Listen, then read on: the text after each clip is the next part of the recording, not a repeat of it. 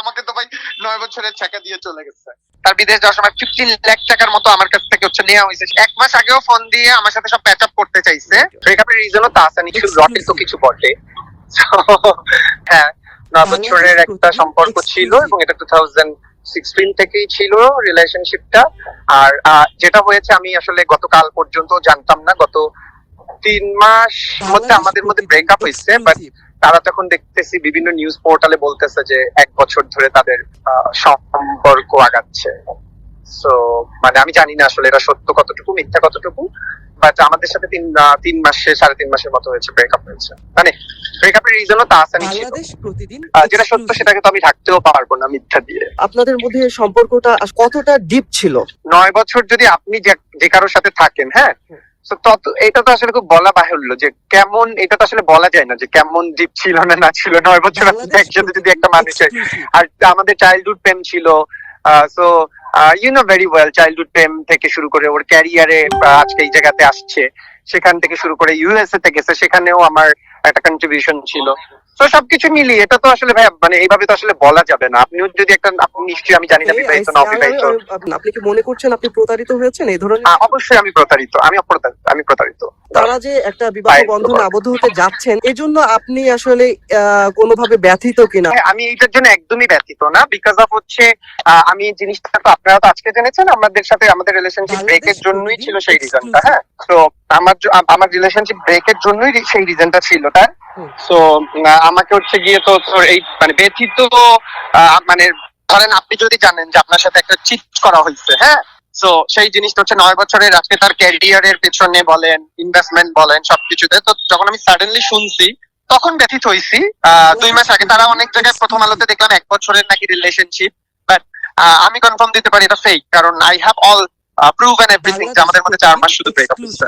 আপনি ম্যারিড কি? না ভাই, আমি ম্যারিড হবো কিভাবে? আমাকে তো ভাই 9 বছরের ছেঁকা দিয়ে চলে গেছে। এবং তার বাবার স্টোরি হয়তো আপনাদের কাছে জানা আছে। না, আমি ঠিক জানি না।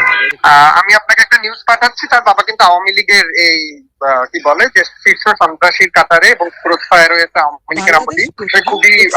খুবই ধুরন্ধর একজন নারী। আমি তার সম্পর্কে বাজে কথা বলতে চাই না। কেউ আরেকটা জিনিস আপনাকে বলে দিই, তারা ফলাও করে প্রচার করছে যে নিউ ইয়র্কের কি বলে ম্যানহাটন নাকি জানি, সরি নিউ ইয়র্কের না ম্যানহাটন না, নিউ ইয়র্ক ইউনিভার্সিটি থেকে সে কসমেটিক্সের উপর ডিগ্রি লাভ করেছে। হ্যাঁ, আমি আপনাকে আজকে এই জিনিসটা বলি, আপনি তো একজন সাংবাদিক, আমি নিজেও পড়াশোনা করেছি সাংবাদিকতা বিভাগে, আপনি একটু অনুসন্ধানী করে নিবেন। নিউ ইয়র্কে ইউনিভার্সিটি একটা আছে কিন্তু এই রিলেটেড কোনো সাবজেক্ট নাই, আর সে কিন্তু ইন্টার পাস মানে এইচএসসি পরীক্ষা দিচ্ছে। সো এই বাংলাদেশের এইচএসসি পরীক্ষা দিয়ে ওই জায়গায় ইউনিভার্সিটিতে ভর্তি হওয়া সম্ভব না। হ্যাঁ, সো এই মিথ্যাচারটা কিন্তু করে যাচ্ছে। সো আপনি আমাকে একটু দেখান, আমি ওই ওয়েবসাইট সহ পাঠাইছি, এই সাবজেক্টই তো নাই নিউ ইয়র্ক ইউনিভার্সিটিতে। এরকম কোন সাবজেক্ট থাকে নাকি কসমেটোলজির উপর এই আন্ডারগ্রেড? আর আপনি ইন্টার পাস করে গিয়ে এমন তো হতে পারে যে আপনি লাস্ট যখন জেনেছেন তারপরে ইনক্লুড হয়েছে সাবজেক্টটা, এমন তো হতে পারে।